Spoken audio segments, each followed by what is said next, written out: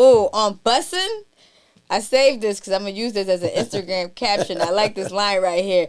Ritz top floor, only time I'm on some sweet shit. Yeah. I said, ooh, I like that. What type of bag was you in when you wrote that record? On some rapper shit. I stayed at the Ritz one time, and now I rap about that shit all the time because I stayed at the Ritz one time. I'm like, nigga, I'm at the Ritz. Like, and so...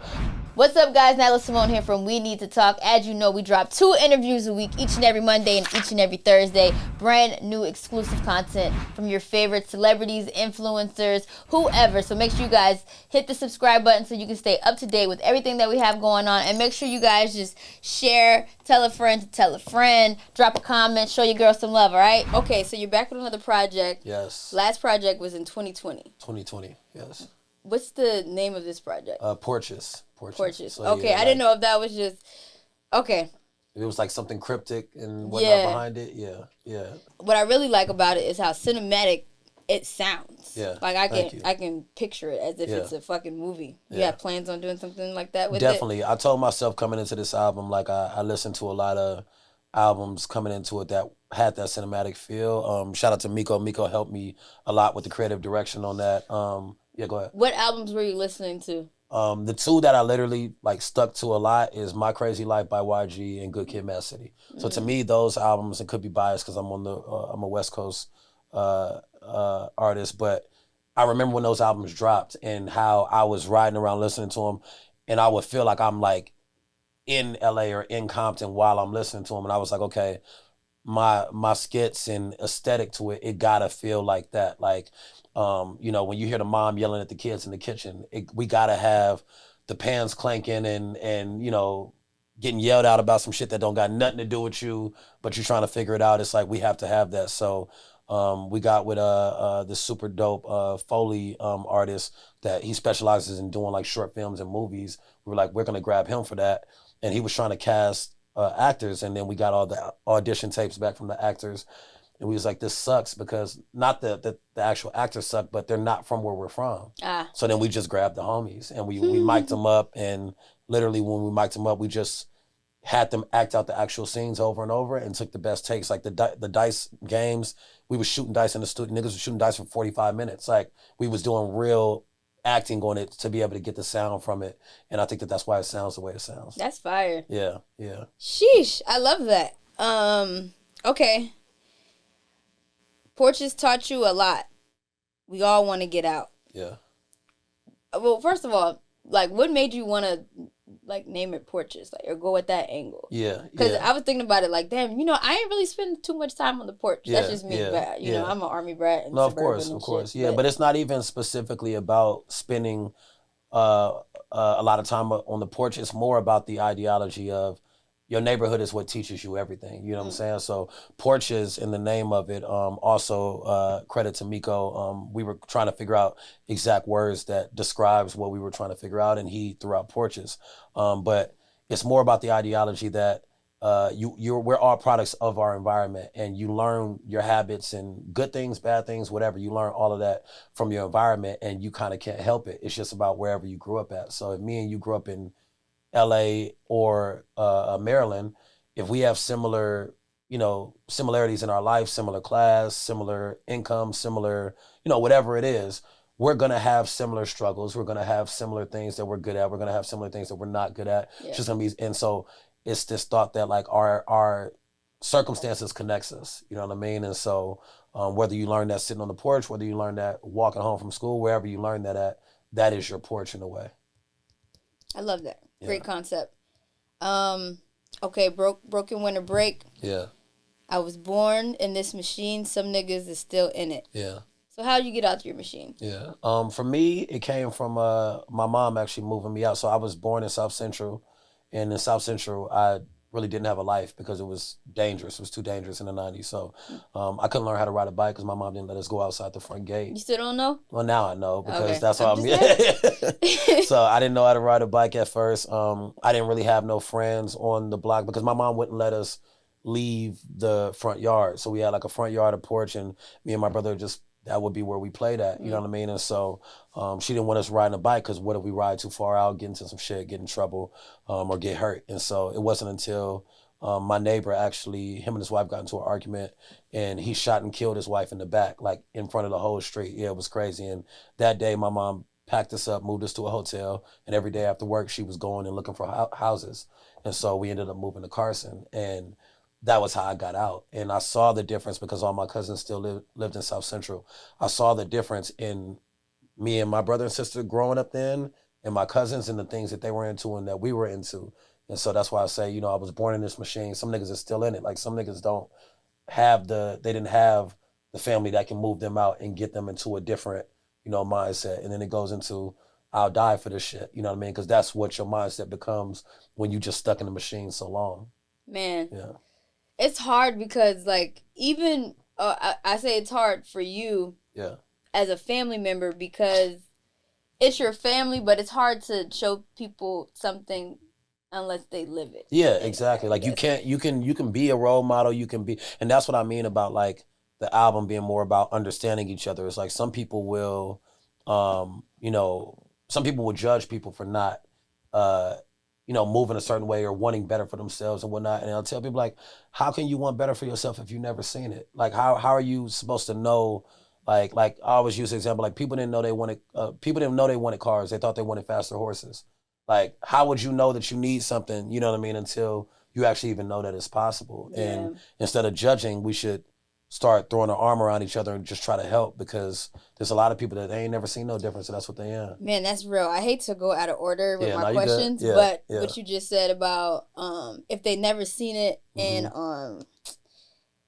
too much, you talk about how you ended it with saying we don't dream big enough. Yeah. And I was like, damn, this shit's kind of hard. Like, So to the point of us not dreaming big enough, I guess, elaborate. Yeah, it comes from that standpoint. It's like we have ceilings. Like I know, at least when I was growing up, and I know a lot of people can relate to that, I thought it was 4 professions. I thought you could be a lawyer, doctor, basketball player, rapper. That was it.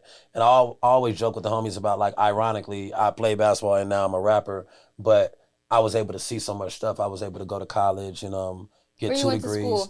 I went to a small school in Iowa called Northwestern State in the middle of nowhere. It was awful. Yeah, it was awful. Sheesh. But I got 2 degrees out of that. I learned a lot about myself from going from an all-black neighborhood to, like, 5 black people at the entire school. You know what I mean? I went through identity issues trying to go from fit in to then like, fuck that, I'm not fitting in. Now I'm gonna be extra black and I ain't even this black. But I'm trying to be extra black to like, hold on to my shit and then, somewhere falling, back into an authentic space.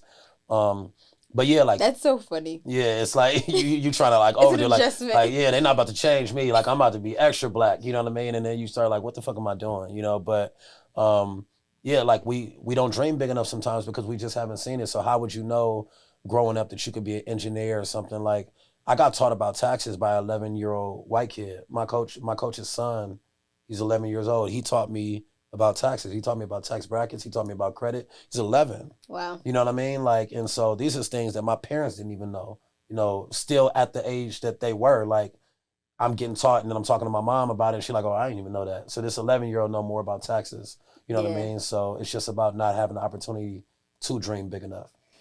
Sorry to be skipping around from record to record, but to piggyback on one of the skits, it's like everybody want to be a rapper. Yeah. And I feel like to the dreaming part, it's like, don't get me wrong, I love our talented rappers, but it's like, you guys should dream do other shit. Yeah. You guys can do it. You don't gotta be a podcaster either. Like this. Nah, you know what's funny about that is that the girl on that skit is like a famous Instagram chick. She's actually like one of Ice Spice's best friends, but she's a rapper now.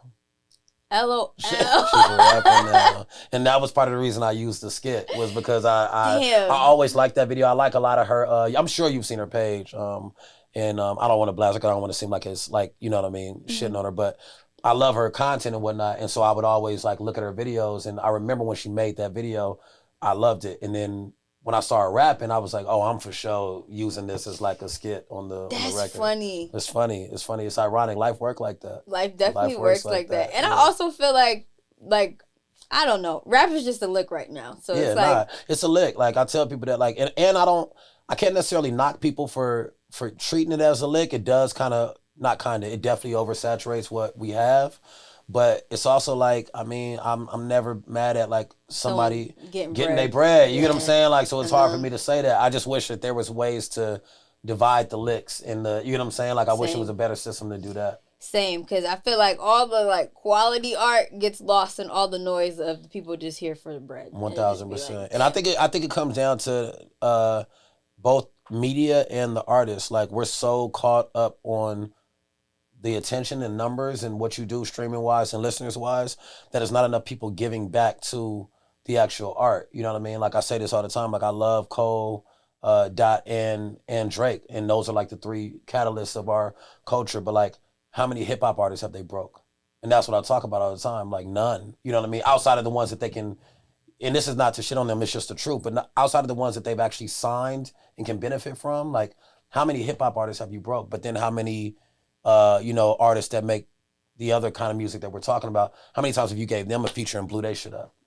Countless. You know what I'm saying? Like, it's like the artists aren't doing a good enough job. Cole has broke some people. Cole went on a crave, but that's what I'm saying, that you didn't sign. Yeah, and and it's still dope that you do that because you're still giving somebody a look when you sign them and, break them. But it's like, but Cole, I will give him credit. He went on he went on the feature run, exactly. Money, he gave Benny, he gave Symone. So I always try to give Cole credit for that because he didn't have to go on that feature run. And he gave a bunch of people features, you know what I mean? Great features too. Like, that Bia shit came left field. Left field, you know what I mean? So, but we need more of our juggernauts in the industry to do those features. But what happens is they're working for self.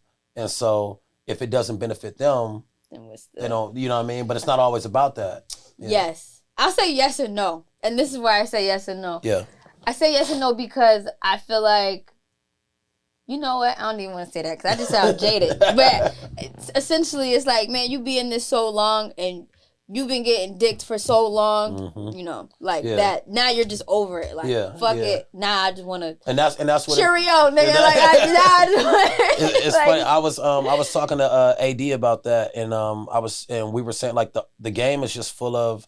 The industry in general, not even just artists, it's just full of jaded people. It's full of people that were trying to make it, kept asking for people to help them out. Nobody helped them out. So when they make it, they like, I'm not helping nobody else out. And it's just a repetitive cycle. And it takes. It's like a bad relationship. It's like a bad relationship. Like, no, I'm not dating no more. Like, I'm cool. You know what I mean? Like, and it's like, it takes people to be able to jump outside themselves and be like, yes, I was doing that, but we got to start somewhere. We got to start, somewhere of giving people certain looks, or it's gonna just keep being that cycle. Yeah. Fair enough.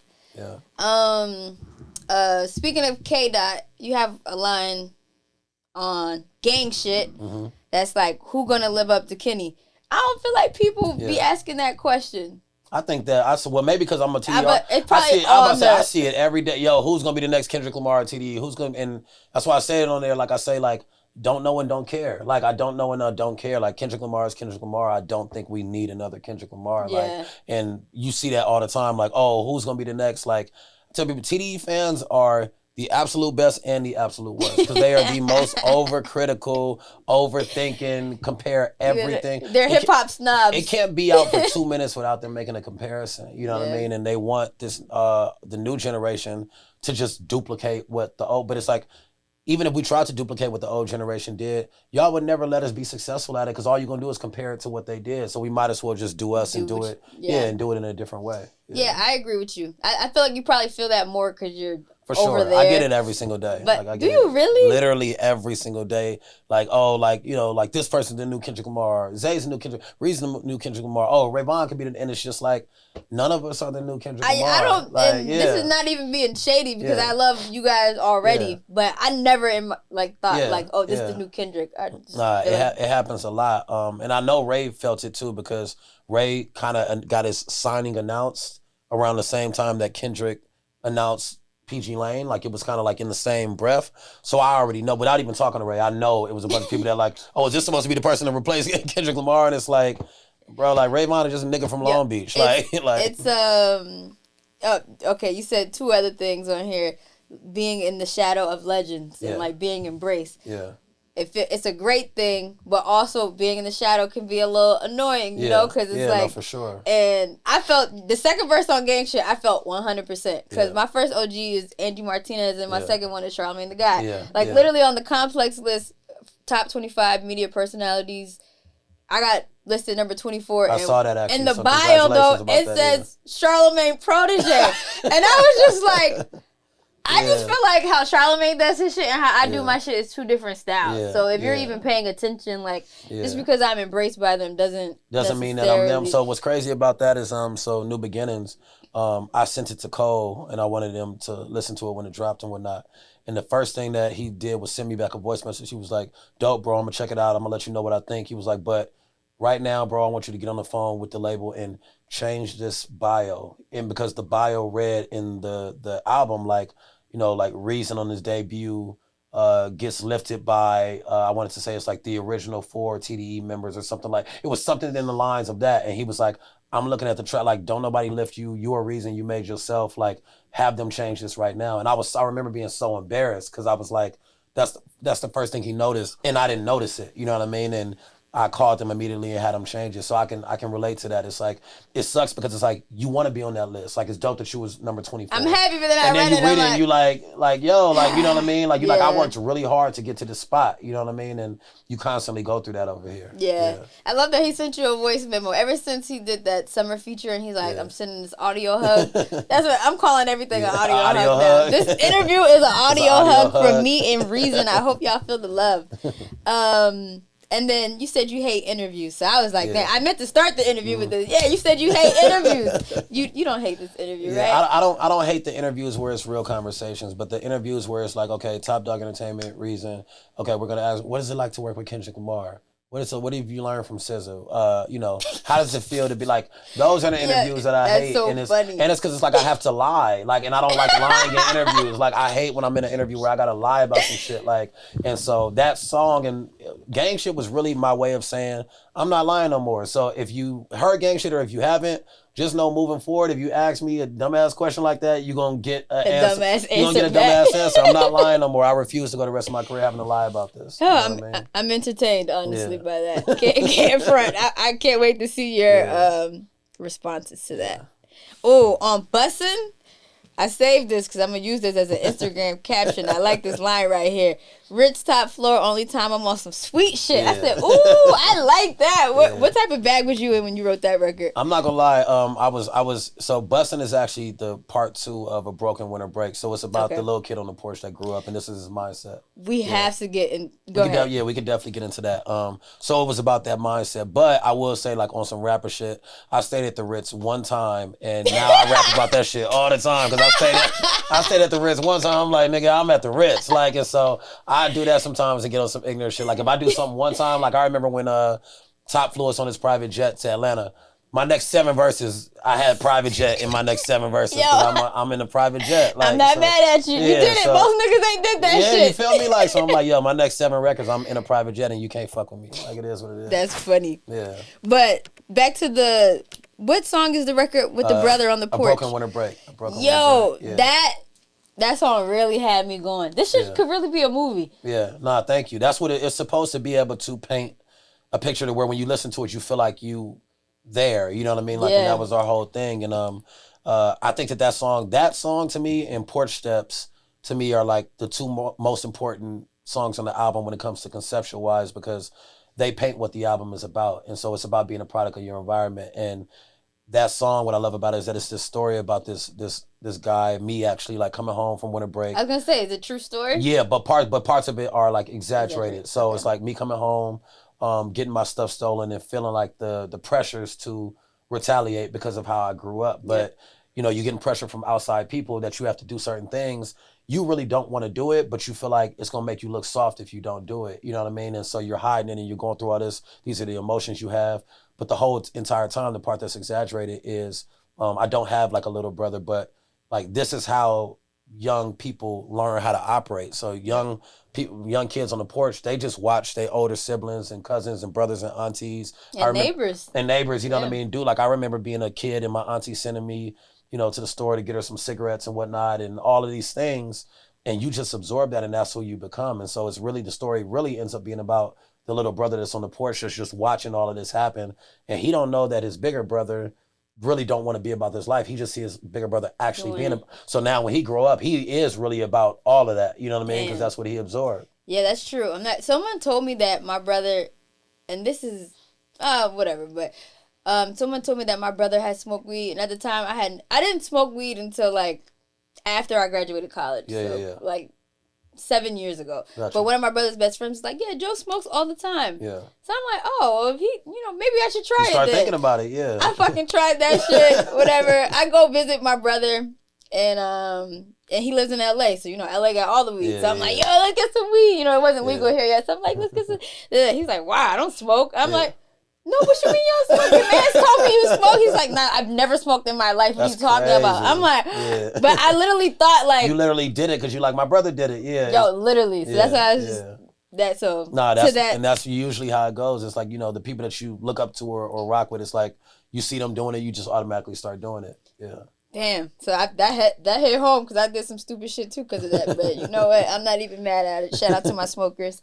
And also on there, I really liked how you talked about Heart So Cold because he got robbed. Yeah. And I felt like essentially like you're just so upset because it's like your pride and your ego are conflicting because of that. Exactly. Have you or are you at a spot now where you're able to let shit go? Like if a nigga try you, are you able to let it go? Or are you still having your nigga moment? I go back and forth, you know what I mean? Like there's times where I'm like, this just ain't worth it, you know what I mean? There was just actually a death like in the city where I'm from, and I didn't know him personally, but this young dude passed, and it was a situation like that where some dudes tried him, and he ended up indulging in it, unfortunately, and it ended up getting him killed. But I say that to say it's like you struggle with it. It's like there's certain days where you like, yo, this isn't worth it. And honestly, most times it's really not worth it. You know what I mean? But you could just catch somebody on the wrong day, catch somebody in a bad mood, and maybe this is the time that they're not turning the other cheek, and it's a constant battle every single day. But I encourage people most of the times it's not worth it because you never know. You never know what the other person is going through. You know what I mean? Or they might have nothing to lose and you got everything to lose, and you standing on your pride and ego because you don't want to look crazy, and end up looking crazy. And you end up looking crazy, or worse, you end up getting seriously hurt. Do you have any practices that you try? I just want to share my nigga moment story. Man, I've been pretty zen. I actually just came back from vacation. I was on the beach like for 4 days straight. Yeah. I've been doing pottery. So I've been very like at peace and just like catering to my inner child. Yeah. I'm walking down the street the other day. On the crosswalk, I have to go to walk. This girl in the car blasting music pulls up and damn near hits me on the crosswalk. So I'm like the fuck? Like I'm doing this, rolling my eyes, whatever, flip my hair. And then the girl rolls down the window and says, "You lucky I ain't hit your ass." And then drives off. And I turn around like, bitch.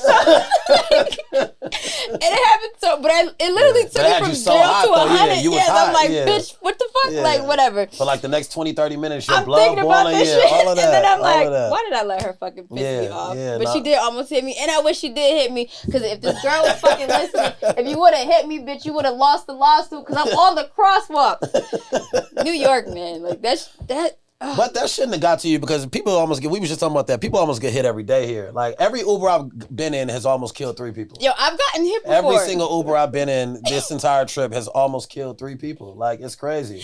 Yeah, but it's different when you're the person that's on the other side. Because she rolled down the window and said, "You lucky I ain't hit your ass." Like what?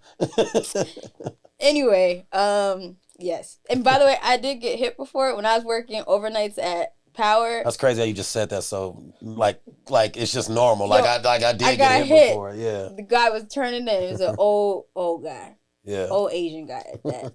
Didn't see me. What a surprise. Did you sue or anything like that, or you just kind of like let it? Yo, at the time I was working like 4 jobs. I was so tired. I ain't even. You didn't even have time. I was on the phone with my dad. I was on the phone with my dad. I'm walking. I get hit. So he just hears me scream. He's like, what happened? Da, da, da. I'm like, I just got hit by a car. He's like, are you joking? I'm like, I'm dead serious. I just got hit by a car. He's like, you want to call the hospital? I'm like, I want to go home. Yeah. And I just got up. The guy's all like, oh, I'm so sorry. Take my number. I'm like, I don't even care. Yeah, I just want to go home. Yeah. Went home, went to sleep. But that was really dumb. I really could have. I would have still been laying there right now. I would have still been laying there right now. I know. I could have used the money at the time too, for sure. Okay. Let me make sure I hit everything I wanted to as far as the album.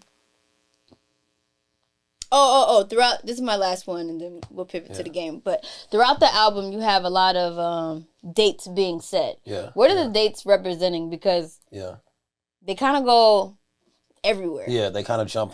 So at the end of New Beginnings, the last record, Windows Cry, the album ends with it's my sister's voice, her saying dates. And that was because I was already working on this album. I already knew where I wanted to go. So the dates represent the dates and the knocking on the door throughout the album. It represents you going to another porch and another time. And so this is another story. But the way that the album is told, it feels like it could be one person's story. It feels like the same guy can be going through all of these things. You know what I mean? But it's really just different times in life and different porches or mindsets or views that it goes to. And even some of the more turned up records are still stories, like Caucasian Estates. Right before I start rapping, it says July 2017, like that's the date.